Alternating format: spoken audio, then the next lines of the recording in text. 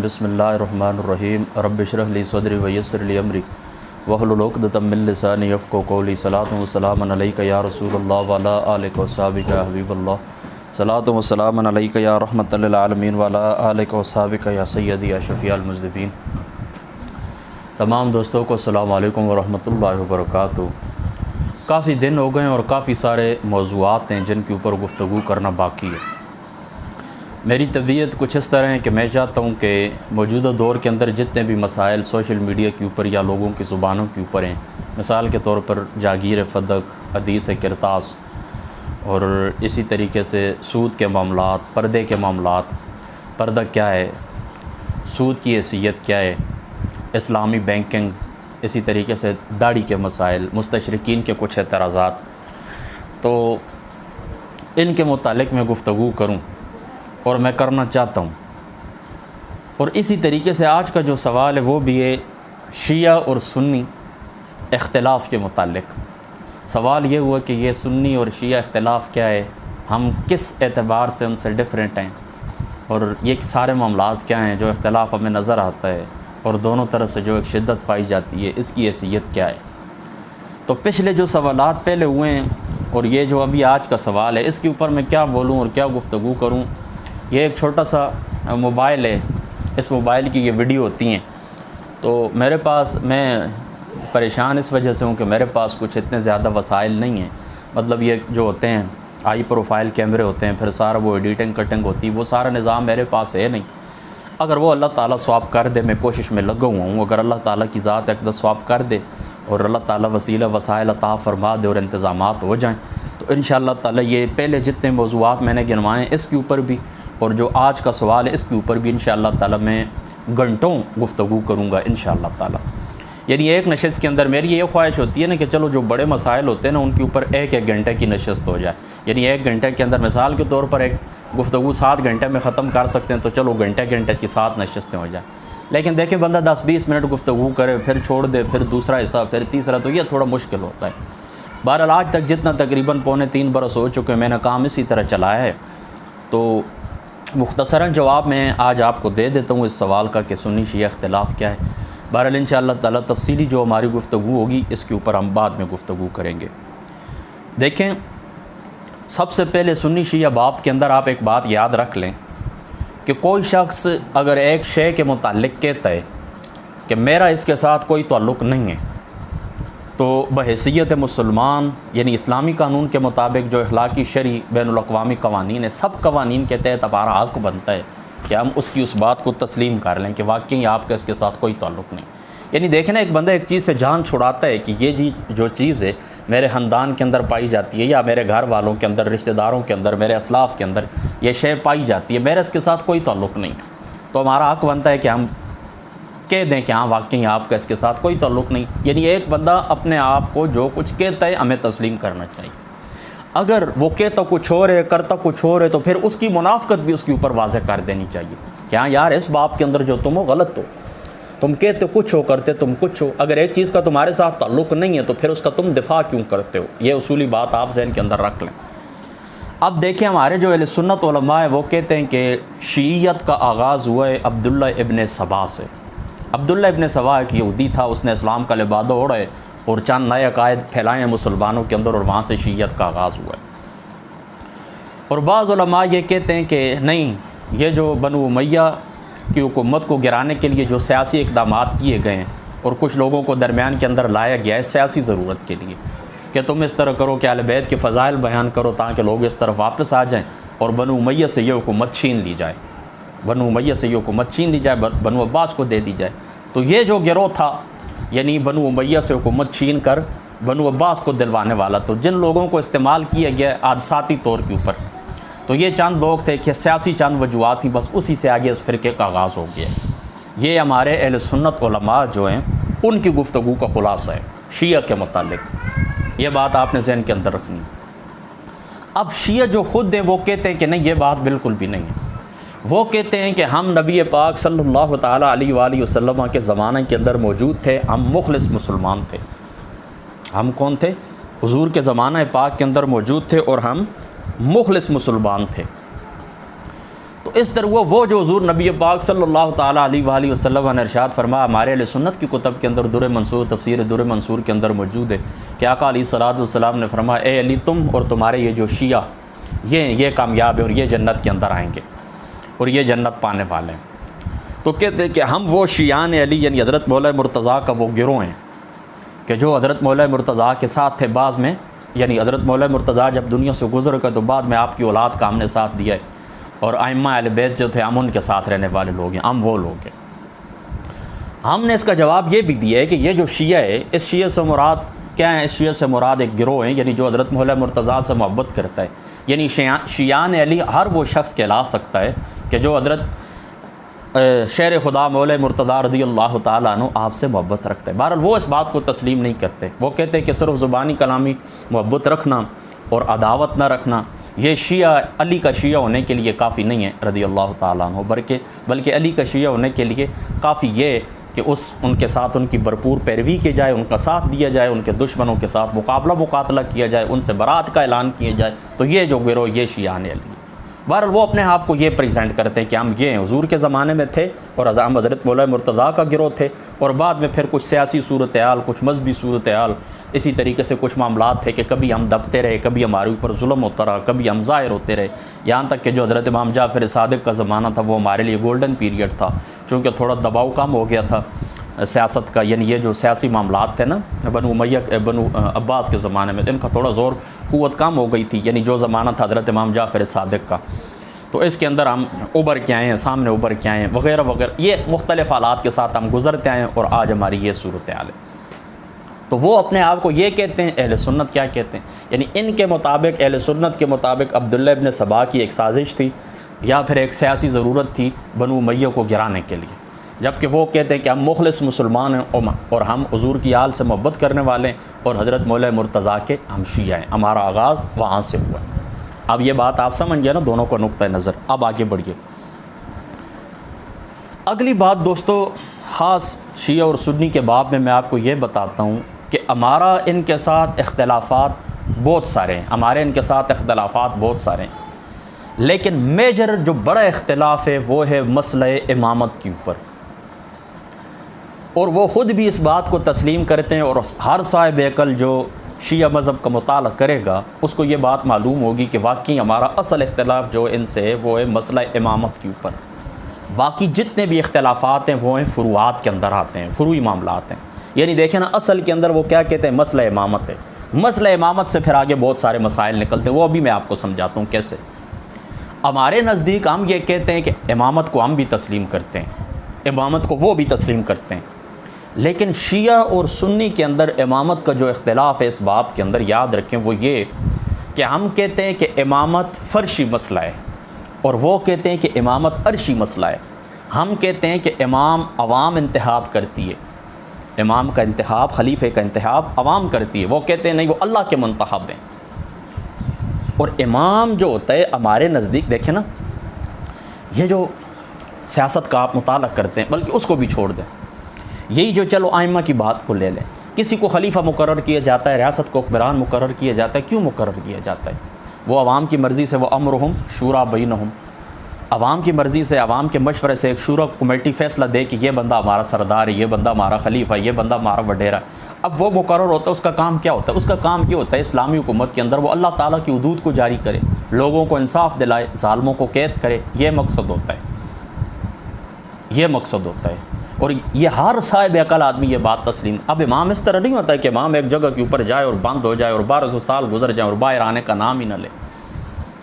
اب میری بات آپ سمجھ گئے نا؟ تو ہمارے نزدیک امامت فرشی مسئلہ ہے، ان کے نزدیک عرشی مسئلہ۔ وہ کہتے ہیں جس طرح اللہ تعالیٰ نے انبیاء کو منتخب کیا ہے بالکل اسی طرح اللہ تعالیٰ انتخاب فرماتا ہے ائمہ کا، اور ائمہ کا جو درجہ ہوتا ہے وہ نبی سے کم ہوتا ہے، ائمہ کا جو درجہ ہوتا ہے وہ نبی سے کم ہوتا ہے۔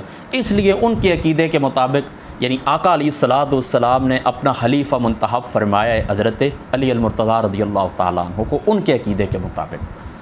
تو وہ پھر آگے سارے یہ اختلافات نکلتے ہیں، وہ کہتے ہیں نا کہ چونکہ جو امام ہوتا ہے وہ اللہ کا انتخاب ہوتا ہے، تو حضور علیہ الصلوۃ والسلام نے غدیر خم کے موقع کے اوپر یہ فرما دیا کہ من کنت مولا فعلی مولا، تو یہ حضور علیہ الصلوۃ والسلام نے حضرت مولا مرتضیٰ کی خلافت کا اعلان فرما دیا۔ تو چونکہ یہ اللہ کا انتخاب تھا تو باقی جو لوگ تھے تو وہ اس انتخاب کے مخالف ہوئے، حضرت ابوبکر کو منتخب کر لیا، بس یہ ٹوٹل اختلاف ہے۔ اس لیے ائمہ سے بھی وہ اختلاف رکھتے ہیں اور باقی بھی نیچے تک پھر سارے معاملات اسی کی جڑ سے نکلتے ہیں، یعنی مضبوط جو بڑا مسئلہ ہے، میجر جو معاملہ ہے نا، وہ یہی ہے مسئلہ امامت، باقی سارے اس کی فروعات ہیں۔ اب آپ سمجھ گئے نا، بس یہ بات آپ ذہن کے اندر رکھیں۔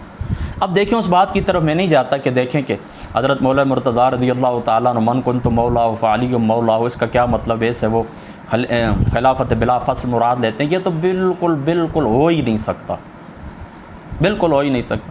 یہ ایک معاملہ تھا یمن کے اندر، وہ حضرت مولا مرتضیٰ رضی اللہ تعالیٰ عنہ آپ کی جو ذات مقدس تھی، آپ کے متعلق فرمایا گیا، تو کچھ صحابی کے ساتھ وہ دوست تھے آپ کے، کچھ باتیں ہو گئیں تو انہوں نے آ کے حضور علیہ الصلوۃ والسلام کی ذات اقدس سے شکایت کی، تو پھر آقا علیہ الصلوۃ والسلام کو وہ بات ناگوار گزری کہ تم مولا مرتضیٰ میرے جو داماد ہیں اور ان کے متعلق تم اس قسم کی باتیں کرتے ہو، یعنی ناجائز کلمات ہیں، برے الفاظ ہیں۔ تو حضور علیہ السلام پھر کھڑے ہوئے، پھر حضور علیہ الصلوۃ والسلام نے انتہائی تاکید کے ساتھ فرمایا کہ حضرت مولا مرتضیٰ رضی اللہ تعالیٰ عنہ آپ محبوب ہیں، میرے بھی محبوب ہیں، تم سب کے بھی محبوب ہونے چاہیے۔ میری بات آپ سے، یعنی جس کا میں محبوب ہوں نا، جس کا میں محبوب ہوں اس کے مولا مرتضیٰ بھی ہیں، باقی جتنے بھی معنی ناصر کریں، مددگار کریں، حضرت امام شافعی صاحب رحمۃ اللہ تعالیٰ علیہ فرماتے ہیں جتنے بھی معنی مولا کے کریں نا، سارے حضرت مولا مرتضیٰ رضی اللہ تعالیٰ عنہ آپ کی ذات مقدسہ کے اوپر فٹ بیٹھتے ہیں۔ حضرت شاہ ولی اللہ نے بھی یہی لکھا ہے، مولا کے جتنے بھی معنی کریں نا، سارے حضرت علی مرتضیٰ رضی اللہ تعالیٰ عنہ کی ذات اقدس کے اوپر فٹ بیٹھتے ہیں، اور ان کا جو مصداق ہیں وہ حضرت مولا مرتضیٰ ہیں۔ لیکن خلیفہ بلا فصل یہ معنی تو دنیا کی کسی ڈکشنری کے اندر ہے ہی نہیں، تو یہ ایک شیعوں کی اپنی اختراع ہے۔ تو اب آپ اصل اختلاف سمجھ گئے نا کہ اصل اختلاف ان کا ہم سے کیا ہے، بس مسئلہ امامت کے اوپر ہمارا ان سے اختلاف ہے، باقی جتنے بھی مسائل ہیں نا وہ اسی سے پھوٹتے ہیں، اسی سے آگے نکلتے ہیں۔ باقی دوسری بات اس کے علاوہ میں آپ کو بتا دوں، یعنی یہ تو اختلافی مسئلہ ہو گیا نا، اور یہ بات یاد رکھیں کہ جو امامت کا عقیدہ ہے یہ ان کی بنیاد کے اندر شامل ہے، یعنی جس طرح ہم کہتے ہیں نا کہ ہمارے جو ارکان ایمان ہیں نا، کون کون سے ہیں آپ بھی بتائیں نا، ایمان ارکان آپ کو یاد ہے نا؟ ارکان ایمان کے جو ارکان ہیں، آمنت باللہ و ملائکتی و کتبی و رسلی والیوم الآخر والقدر خیری و شری من اللہ تعالی والبعث بعد الموت، کہ ایمان لانا اللہ تعالیٰ، یعنی توحید کا اقرار، رسالت کا اقرار، نبوت کا اقرار، معاد کا، آخرت کا اقرار، اسی طریقے سے کتابوں کے اوپر ایمان، تمام فرشتوں کے اوپر ایمان، اچھی بری تقدیروں کے اوپر۔ یہ کیا ہے؟ یہ ہمارے عقائد کے اندر بنیادی جو ہمارے ایمان کے جو ارکان ہیں ان کے اندر یہ شامل ہے نا۔ تو اس ارکان کے ساتھ شیعہ بھی ان سارے ارکان کو تسلیم کرتے ہیں، ان ارکان کے ساتھ ایک رکن کا وہ اضافہ کرتے ہیں، کون سا؟ عقیدہ امامت کا۔ عقیدہ امامت یاد رکھیں ہمارے نزدیک کوئی بنیادی مسئلہ نہیں ہے، یہ ایک ضرورت ہے، یہ ایک ضرورت ہے۔ مقصد کیا ہوتا ہے؟ اللہ تعالیٰ کی جو حدود ہیں ان کا اجرا کیا جائے۔ اور مزے کی بات بتاؤں کہ وہ بھی کہتے ہیں، یعنی ان کے جو علماء ہیں، منصف مزاج جو علماء ہیں، وہ بھی یہ لکھتے ہیں کہ اگر کوئی شخص عقیدہ امامت کا انکار کرے تو وہ دار اسلام سے خارج نہیں ہوتا۔ اگر کوئی شخص عقیدہ امامت کا انکار کرے تو وہ دار اسلام سے خارج نہیں ہوتا، کیونکہ شیعہ کی جو باقی شاخیں سب تو امامیہ نہیں ہیں نا، وہ خود لکھتے ہیں امامیہ وہ ہیں، امامیہ کہ جو مطلب یہ کہ عقیدہ امامت کو تسلیم کرتے ہیں، لیکن سارے شیعہ انہوں نے خود لکھا ہے، کہتے ہیں سارے جو شیعہ ہیں وہ امامیہ نہیں ہیں، وہ امامت کے مسئلے کو تسلیم نہیں کرتے۔ بہرحال وہ خود اقرار کرتے ہیں، کہتے ہیں کہ عقیدہ امامت سے اگر کوئی انکار کرے تو ہم اس کو دار اسلام سے خارج نہیں سمجھتے۔ یہ بات بھی آپ کے ذہن کے اندر بیٹھ گئی۔ ان کے نزدیک بھی عقیدہ امامت ایسا عقیدہ نہیں ہے کہ اگر کوئی بندہ انکار کرے، باقی ان کے فرقے ہیں وہ انکار کرتے ہیں اس بات کا، یعنی عقیدہ امامت کو وہ اس طرح تسلیم نہیں کرتے جس طرح شیعہ تسلیم کرتے ہیں، یعنی امامیہ شیعہ جو ائمہ کو تسلیم کرتے ہیں۔ تو یہ جو تصور امامت ہے نا، تصور امامت شیعوں کے ہاں تصور امامت، یعنی اللہ تعالیٰ کی جو ذات اقدس ہے وہ امام کا انتخاب کرتے ہیں، تو پھر جو نبی ہوتا ہے اس زمانے کا، یعنی آقا علیہ الصلوۃ والسلام کی مثال ہی لینے، حضور علیہ الصلوۃ والسلام، پھر ان کے اوپر یہ بات واجب ہوتی ہے، یا ایھا الرسول بلغ ما انزل الیک من ربک فإن لم تفعل فما بلغت رسالتہ۔ اس کے تحت حضور علیہ الصلوۃ والسلام کی ذات اقدس کے اوپر پھر واجب تھا کہ وہ حضرت مولا مرتضیٰ کی خلافت کا اعلان کریں، لہذا غدیر خم کے موقع کے اوپر اس طرح ہوا کہ پھر انہوں نے حضرت مولا مرتضیٰ کی خلافت کا اعلان کر دیا۔ تو یہ جو عقیدہ امامت ہے نا، اس کے اوپر جو بندہ ایمان رکھے تو پھر اس طرح کی شیعہ حضرات اس کو خاص اصطلاح کے اندر مومن کہتے ہیں. یہ جس طرح وہ اپنی تقریروں کے اندر نہیں کہتے ہوتے شیعہ ذاکر او مومنین میری یہ بات سنو، مومنین میری طرف توجہ رکھیں، تو یہ وہ مومنین ان کو خاص اصطلاح ہے، ورنہ وہ ہر شیعہ کو مومن بھی کہتے ہیں، مسلمان بھی کہتے ہیں. اور ہم جو اہل سنت ہیں ان کو بھی انہوں نے مومن مسلمان لکھا ہے. لیکن خاص جو بندہ عقیدہ امامت کو تسلیم کر لے تو ان کو خاص اصطلاح کے اندر پھر یعنی ان کی اپنی خاص اصطلاح ان کو مومنین کہا جاتا ہے. یعنی عمومی جو الفاظ ہیں نا مومن مسلمان کے وہ سب کے لیے، شیعہ سنی کے لیے وہ استعمال کرتے ہیں، لیکن جو عقیدہ امامت کو تسلیم کر لے تو پھر ان کو اپنی خاص اصطلاح کے تحت وہ مومنین کہتے ہیں. یہ بات آپ سمجھ گئے نا. باقی جس چیز کے اوپر آپ کا ایمان ہے تقریباً میں آپ کو کہتا ہوں کہ 95% وہ اور ہم جو عقائد ہیں ان کے اندر ہم مشترک ہیں، بلکہ فروعات کے اندر بھی. یعنی جس طرح نماز روزے کے آپ قائل ہیں، واجبات دینیہ کے آپ قائل ہیں، اسی طریقے سے وضو ہے، مرنے کے بعد قبر میں سوال و جواب ہے، میدان کے اندر اٹھنا ہے، اللہ کی بارگاہ کے اندر جواب دینا ہے. جتنے بھی یہ مسائل آپ لوگ سنتے ہیں اہل سنت کی کتب کے اندر جو موجود ہیں وہ ان کی کتب کے اندر بھی موجود ہیں، اور اسی طریقے سے معمولی اختلاف کے ساتھ وہ تسلیم کرتے ہیں. مثال کے طور پر آپ طلاق کا ہی مسئلہ میں دیکھ رہا تھا ان کا، تو وہ کہتے ہیں کہ طلاق کے لیے 2 گواہوں کی شرط بھی ہے. بس یہ اس کے اندر وہ ہمارا اختلاف ہے ان سے. یعنی اس طرح چھوٹا موٹا اختلاف تھا تمام ابواب کے اندر آپ کو ملے گا، لیکن میجر کوئی اختلاف نہیں، بڑا کوئی اختلاف نہیں. اس طرح چھوٹے چھوٹے اختلافات آپ کو ملیں گے. مثال کے طور پر اب وہ پاؤں کے اوپر مسح کرنا وضو کے باب کے اندر آپ آ جائیں گے. اسی طرح نکاح کے باب کے اندر اس طرح کے وہ نکاح متع کے قائل بھی ہیں، ہم نکاح متع کو منسوخ سمجھتے ہیں. میری بات آپ سمجھ گئے نا. تو تمام آپ عقائد ارکان اسلام کو لیں یا ارکان ایمان کو لیں، وہ سب کو تسلیم کرتے ہیں. بس معمولی اصول کے اندر بھی اور فروعات کے اندر بھی. یعنی اصول کے اندر تو بڑا اختلاف یہی ہے، باقی جو فروعات ہیں نا عبادت کے طریقے اعمال وغیرہ، تو وہ عبادات اور اعمال میں بھی ہم اور وہ مشترک ہیں، ایک ہی طریقہ ہے، لیکن تھوڑا بہت اختلاف ہے ضرور ہے، تھوڑا بہت معمولی درجے کا اختلاف ہے ضرور ہے. اس بات کو آپ نے یاد رکھنا ہے. دوسری بات میں آپ کو یہ بتا دوں، بلکہ تیسری بات میں آپ کو یہ بتا دوں کہ کچھ چیزیں ایسی ہیں کہ ہمیں کھلے دل سے تسلیم کر لینی چاہیے. مثال کے طور پر میں آپ کو بتاتا ہوں کہ ان کی جو بنیادی اصول کی کتابیں ان کے اندر گستاخیاں بیدبیاں نہیں پائی جاتی. ان کی جو اصول کی بنیادی کتابیں نا ان کے اندر بیدبیاں گستاخیاں نہیں پائی جاتی. یہی جو بنیادی کتابیں نا ملا یحضر الفقیہ، کافی، اصول کافی، تہذیب اسلام، بنیادی جو کتابیں جن کو وہ اصول اربع کہتے ہیں، تو یہ جو بنیادی ان کی مین اسٹریم کی کتابیں نا، جس طرح ہماری قرآن ہے، قرآن کے بعد حدیث پاک ہے، اسی طریقے سے ان کی قرآن مجید ہے، پھر قرآن مجید کے بعد وہ کافی، اصول کافی، ان کو معتبر سمجھتے ہیں. ناج البلاغہ ان کی بنیادی، ان کے اندر بیدبیاں نہیں پائی جاتی.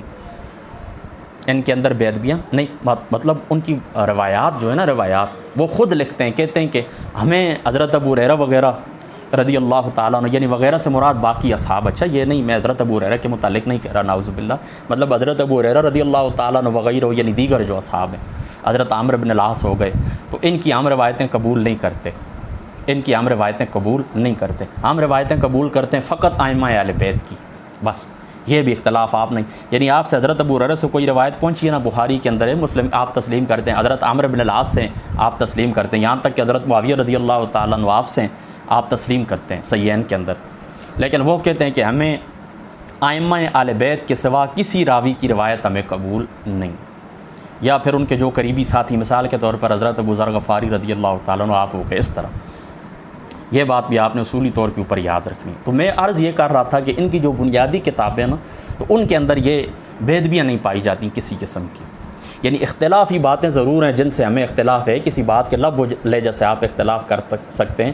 زیادہ سے زیادہ ان کے اندر جو ابتدائی اصول کی کتابیں، زیادہ سے زیادہ یہ باتیں پائی جاتی ہیں کہ ان کو، یعنی جنہوں نے شرح لکھی ہے، شروعات لکھی نا، جو متن ٹیکسٹ ہے ان کی بات تو نہیں کر رہا، جنہوں نے کی شروعات لکھی ہے نا، تو وہ کہتے ہیں فلاں کو یہ نہیں کرنا چاہیے تھا، ابو بکر رضی اللہ تعالیٰ عنہ آپ کو اس مقام کے اوپر یہ نہیں کرنا چاہیے تھا. باقی ام المؤمنین کی روایات بھی اصول کافی کے اندر موجود ہیں، حضرت عمر سے بھی ہیں، اور حضرت عمر یا ام المؤمنین کا جب بھی نام آیا بنیادی کتابوں کے اندر رضی اللہ تعالیٰ عنہ آپ کے لفظ بھی موجود ہیں. یعنی آپ دیکھیں نا، سوچ بھی بندہ نہیں سکتا، رضی اللہ تعالیٰ عنہ کے لفظ بھی وہاں پر موجود ہیں. باقی اس طرح کہ ایران انقلاب کے بعد جو لٹریچر آیا تو ان کے اندر بلا شبہ گستاخیاں پائی جاتی ہیں اور بیدبیاں پائی جاتی ہیں، اور سخت قسم کی بیدبیاں پائی جاتی ہیں، اور سخت قسم کا اختلاف پایا جاتا ہے. یہ بات آپ نے اصولی طور کے اوپر آپ نے یاد رکھنی ہے. یعنی مین اسٹریم کی جو متقدمین علماء کی بنیادی کتابیں، ان کے اندر بیدبیاں نہیں ہیں، ان کے اندر بیدبیاں نہیں ہیں. اختلافی باتیں ضرور ہیں. لیکن نچلے درجے کے اوپر آ کر یہ جو کتابیں لکھی گئی ہیں تو ان کے اندر بے ادبیاں پائی گئی ہیں حضور پاک کے صحابہ کی طرف، حضور کی امہات المؤمنین کی طرف، یعنی امہات المؤمنین جو ہم مومنوں کی مائیں ہیں اور حضور کی گھر والی ہیں، ان کی طرف سخت باتیں منسوب کی گئی ہیں، لیکن بنیادی کتابوں کے اندر نہیں۔ اس اصول کو بھی آپ نے یاد رکھنا ہے۔ باقی کچھ ایسی روایات ضرور ہیں قرآن پاک کے متعلق بھی انہوں نے خود لکھا ہے۔ اصل اصول شیعہ ایک کتاب ہے، میں سب کو دعوت دیتا ہوں، اصل اصول شیعہ۔ ایک اس عالم کا نام مجھے یاد نہیں، میں نے بھی کافی زمانہ پہلے پڑھی تھی، تو اس کے اندر اس بندے نے شیعہ کے جو عقائد ہیں بالکل بے غبار اور آسان طریقے سے بیان فرمائے۔ بہت اچھے عالم دین ہے، مجھے ان کا نام یاد نہیں ہے شیعہ کے، بہرحال بالکل بہترین انداز کے اندر انہوں نے اس طرح کیا کہ شیعہ عقائد انہوں نے بیان کی۔ بس وہاں سے وہ دیکھ لیں اور باقی پھر کتابیں نچلے درجے کے اندر آ کر آپ مطالعہ کریں تو حقیقت بالکل بے غبار ہو جائے گی آپ کے سامنے۔ لیکن آپ خود مطالعے کی عادت ڈالیں نا، دیکھیں سنی سنائی باتوں کے اوپر بندہ ہوائی فائرنگ کرتا رہے، یہ بات ٹھیک نہیں۔ تو پہلے وہ کتاب پڑھ لیں اصل اصول شیعہ، جب آپ ان کو عقائد معلوم ہو جائیں گے نا تو اس کتاب کو آپ بنیاد بنائیں، اس کتاب کو آپ اپنے مطالعے کی بنیاد بنائیں۔ پھر ان کتب کے اندر، یعنی اس کتاب کے اندر اصل اصول شیعہ کے اندر جن کتابوں کے حوالے ہیں، اصول اربع کو بھی اور باقی کتابوں کو بھی پھر آپ سٹڈی کریں۔ اس کے بعد آ کر پھر ایران انقلاب کے بعد جو لٹریچر ہمارے پاکستان میں آیا ہے ایران کی طرف سے یا دیگر تو یہ پھر آپ اس کا مطالعہ کریں تو تب آپ جا کر کسی نتیجے کے اوپر پہنچ جائیں گے، اور آپ اسی نتیجے کے اوپر پہنچیں گے جو کچھ میں نے آپ کو کہا ہے۔ تو یہ انداز آپ نے رکھنا ہے مطالعے کا۔ تو میں پھر واپس جاتا ہوں اپنی اسی گفتگو کی طرف کہ کچھ باتیں ایسی ہیں نا کہ جب ان کی کتب کے اندر موجود ہے، مثال کے طور پر قرآن کے متعلق یہ روایت موجود ہے کہ بنیادی ان کی کتب کے اندر موجود ہے اصول کافی کے اندر، اصول کافی صافی اصول کافی، بس ان دونوں کا یا صافی کے اندر ہے یا کافی اصول کافی، بس یعنی یہی بنیادی کتابیں، میرے بھی اصل میں زمانہ بڑا گزر گیا بہرحال اس کے اندر یہ بنیادی جو کتابیں نا کافی اصول کافی یا صافی اس طرح کچھ نام ہے، اس کے اندر یہ روایت موجود ہے کہ قرآن پاک کی 17,000 آیتیں ہیں۔ بہرحال وہ اس کو موضوع کہتے ہیں، خود کہتے ہیں کہ یہ موضوع ہے، اور اسی اصل اصول شیعہ کے اندر یہ بات موجود ہے، اصل اصول شیعہ کے اندر کہ جو بات بھی قرآن پاک کی کمی بیشی کی طرف اشارہ کرے گی اس بات کو دیوار کے اوپر دے ماریں گے۔ یعنی کچھ ان کے لٹریچر کے اندر کچھ ایسی روایات آئیں نا جو قرآن کی کمی بیشی کی طرف اشارہ کریں، کہیں کہ قرآن پاک زیادہ ہے یا کم ہے یا 17,000 آیتیں ہیں، تو وہ خود کہتے ہیں کہ ان کو دیوار کے اوپر مار دیا جائے۔ ابھی میں دیکھتا ہوں کافی اصول کافی میں پھر دوبارہ دیکھتا ہوں انشاءاللہ تعالی اگلی نشست میں، پھر میں آپ کو وہ حوالہ کریکٹ صفحہ بھی آپ کو بتا دوں گا کہ جہاں پر 17,000 والی روایت موجود ہے، تو وہ کہتے ہیں کہ ایسی جو روایت ہوں گی وہ دیوار کی، تو ٹھیک ہے ہم تسلیم کرتے ہیں جب تم خود ان کو موضوع کرتے ہو۔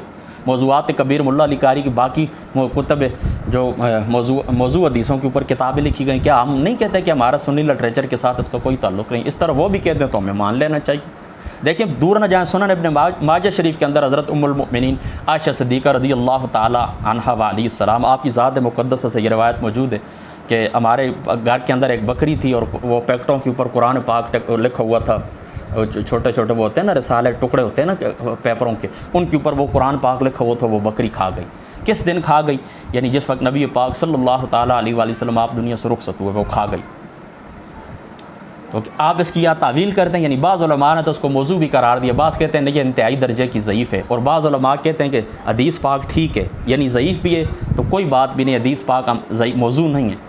تو اس کا وہ تعویل بیان کرتے ہیں۔ تعویل کیا کہتے ہیں؟ کہتے ہیں کہ وہ جو قرآن پاک ہے وہ پرنٹ ہو چکا تھا، یعنی دیکھیں نا قرآن پاک جمع ہو جائے نا ایک جگہ کے اوپر، یا وہ جو آیت بینات ہیں وہ صحابہ کو حفظ تھیں یا دوسرے صحابی کے پاس لکھی ہوئی تھی، لہٰذا وہ کوئی کھانے والی چیز جو کھا گئی نقصان نہیں ہوا ہے۔ دیکھیں نا مثال کے طور پر یہاں پر ایک کاغذ لکھا، اس کے اوپر میں نے کوئی تحریر لکھی تو اس کی میرے پاس چند نقلیں موجود ہیں، تو یہاں سے اگر وہ تلف بھی ہو جاتی ہے، نقصان بھی ہو جاتا ہے، تو وہ میرے سامنے تکیے، اس تکیے کے نیچے پڑی ہوئی، وہ پیچھے میرے الماری اس الماری کے اندر پڑی، یہ ساتھ میری مسجد قرآن پاک، اس کے اندر قرآن پاک کے اندر وہ تحریر پڑی ہوئی ہے۔ تو بالکل اس طرح علماء نے یہ تعویل کی گئی، اگر وہ بکری کھا بھی گئی تو کوئی بات نہیں، دوسرے صحابہ کے پاس وہ روایت موجود ہے، وہ قرآن پاک کی آیات بینات وہ موجود ہیں، حفظ تھیں صحابہ پاک کو، اللہ نے آخر وعدہ کیا انا نحن نزلنا الذکر وانا لہ لحافظون۔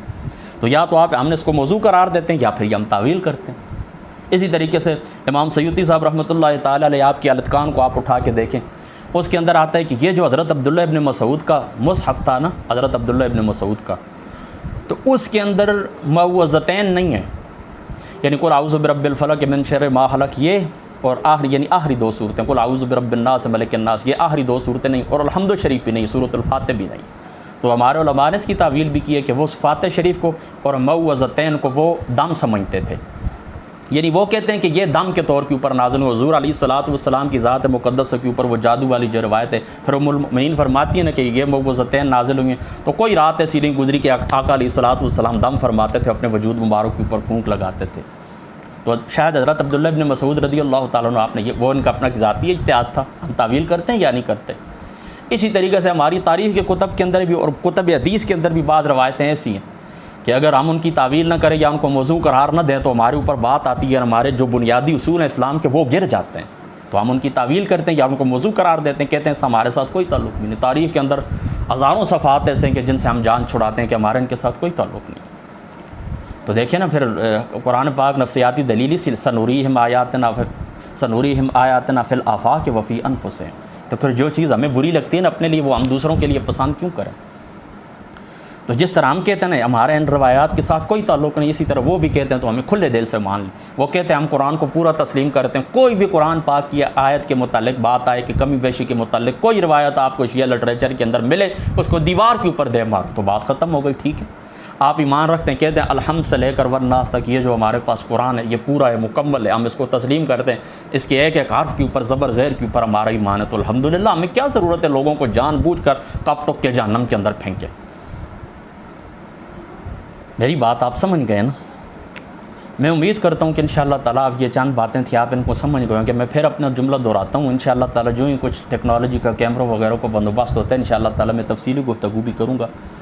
بدعہ کا جو عقیدہ ہے نا, بدعہ کا, تو جو ترجمہ بعض نچلے درجے کی شیعہ علماء نے کیا یا انہوں نے بیان کیا یا ہمارے سنی علماء نے, وہ اس سے بھی برات کا اعلان کرتے ہیں. وہ کہتے ہیں کہ بدعہ نسخ ہے.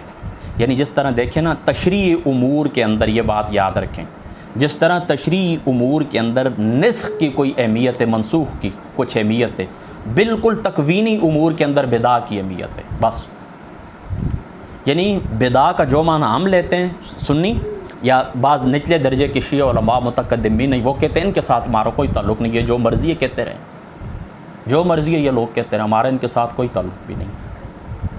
تو بدعہ کا جو ان کا عقیدہ ہے گو کہ میں اس کا حامی نہیں ہوں, لیکن وہ اس کی تعویل کرتے ہیں کہ جن معنوں میں تم سمجھتے ہو ان معنوں کے وہ کہتے ہیں بدعہ بس یہی ہے کہ کچھ چیزیں اللہ تعالیٰ نے اپنے ساتھ خاص رکھی ہیں, ان کا علم اللہ تعالیٰ نے اپنے خاص بندوں کو بھی نہیں دیا, یا دیا ہے تو ایک جز کا علم دیا ہے, اور کچھ چیزیں اللہ تعالیٰ نے چھپا کے رکھی ہیں. اس لیے انبیاء علیہ الصلوۃ والسلام اور اللہ کے نیک بندے لوگوں اللہ تعالیٰ کی ذات اقدس سے خوف رکھتے ہیں. یعنی بالکل سب کچھ اللہ تعالیٰ کے اوپر واضح کر دینا تو ظاہری سی بات ہے پھر خوف باقی نہ رہے. تو کچھ چیزیں اللہ تعالیٰ کی جو ذات مقدس ہے پھر اس کی وہ مثال باقاعدہ دیتے ہیں کہ حضرت عیسیٰ علیہ السلام نے فلاں کے متعلق کہا کہ اس نے مر جانا ہے, تو یہ حضرت عیسیٰ علیہ السلام کو معلوم تھا کہ یہ مر جائے گا, لیکن یہ بات اللہ تعالیٰ نے ان سے مخفی رکھی. حضرت عیسیٰ علیہ السلام کی ذات اقدس ہے کہ اگر یہ صدقہ نہیں دیں گے تب یہ مرے گا.